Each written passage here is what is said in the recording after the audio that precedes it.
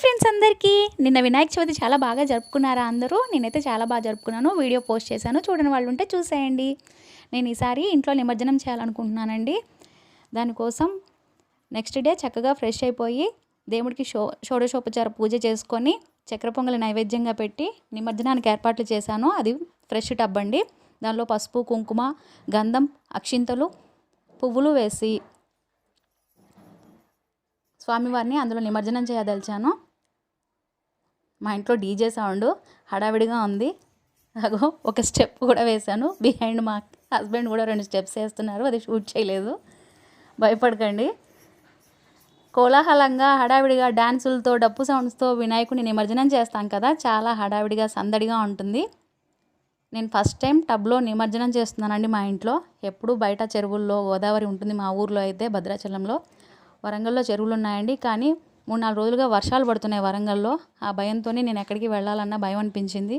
First time ఇంట్లో నిమజ్జనం చేద్దాం అనుకున్నాము. ఈ నిమజ్జనం అయిపోయాక పత్రిని కొంచెం వర్షం తగ్గాక అప్పుడు వెళ్ళి చెరువులో కలుపుతాము. ఇప్పుడైతే బిందులోని ఫ్రెష్ వాటర్ అండి 3 సార్లు చెంబుతో నిమజ్జనం చేసి వాటర్ పోసి ఇద్దరం పోస్తున్నాము. తర్వాత బిందెతో వాటర్తో స్వామివారికి మొత్తం నిమజ్జనం చేసేస్తాము. చాలా బాగా అనిపించిందండి. మీ ఇంట్లో కూడా వినాయక చవితి బాగా జరుపుకున్నారా? ఎన్ని రోజులు ఉంచుతారో, మీకు ఎలా అలవాటు ఉందో కమెంట్ చేయండి. నేనైతే నెక్స్ట్ డే కల్లా తీసేస్తున్నాను, 1 డేనే.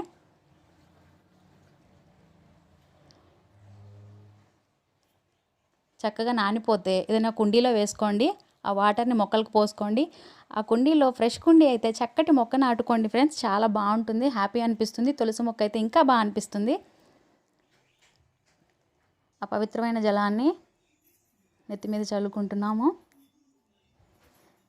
నా నిమజ్జనం ఇలా జరిగింది. నా వీడియో నచ్చితే లైక్ చేసి, షేర్ చేసి, సబ్స్క్రైబ్ చేసుకోండి. Thank you for watching. Bye.